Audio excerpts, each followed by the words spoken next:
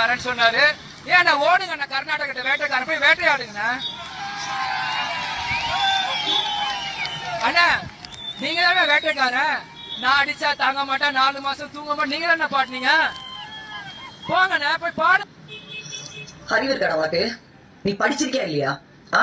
கேப்டனோட பேரை கெடுக்கிறதுக்குனே வந்திருக்கியா நீ? என்ன பேச்சு பேசுற? ஒரு முதலமைச்சரை வந்து வாட போடான்னு பேசிக்கிட்டு இருக்க.